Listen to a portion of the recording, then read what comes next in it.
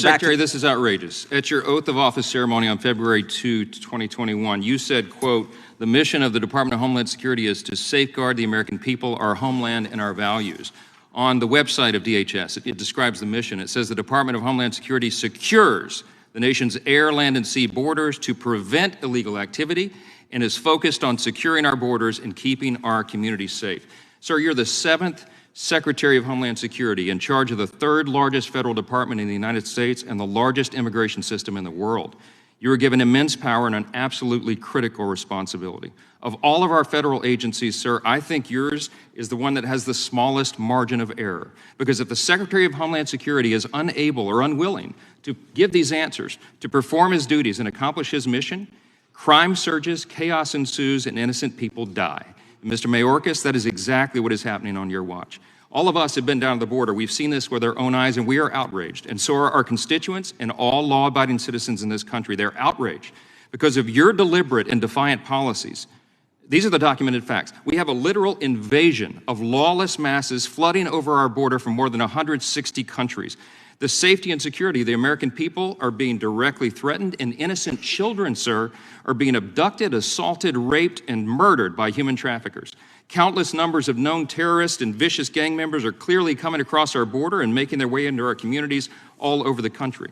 The precious treasure of American taxpayers is being used to incentivize and reward all this because illegals are given food, clothing, health care, cell phones, welfare benefits, and the taxpayers pay for ghost flights and bus tickets so they can send them around and secretly transfer these folks into all of our communities across the country. It is your policies, and because of them, that our entire country is becoming a crime scene. And we are dealing with a humanitarian disaster that would have been unimaginable just 3 or 4 years ago. Because of your policies, the drug cartels are making billions of dollars and building their empires, and they are drowning our streets in fentanyl and other deadly substances, and that has made drug overdoses, as you know now, the #1 cause of death for Americans ages 18 to 45.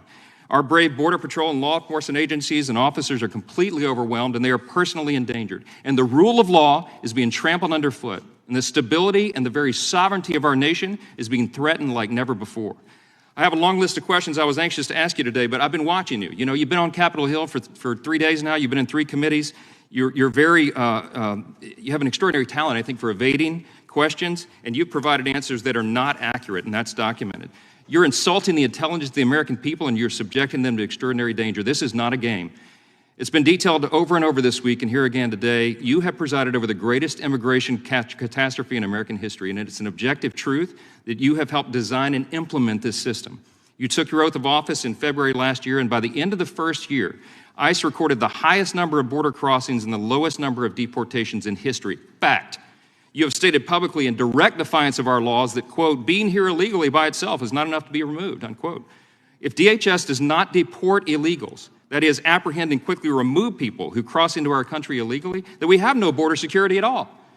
We all know that after Title 42 is repealed, 18,000 immigrants a day are going to result coming over that border. It's going to be a total collapse of operational control. If people are allowed to simply walk in here and live and work and collect taxpayer-funded benefits and assistance for years upon years and maybe permanently, then in a very short period of time, we'll be totally overwhelmed. We'll be crushed by the sheer numbers and the weight of illegal immigration, and there will no longer be any border, any security here, any sovereignty at all. We won't have a country.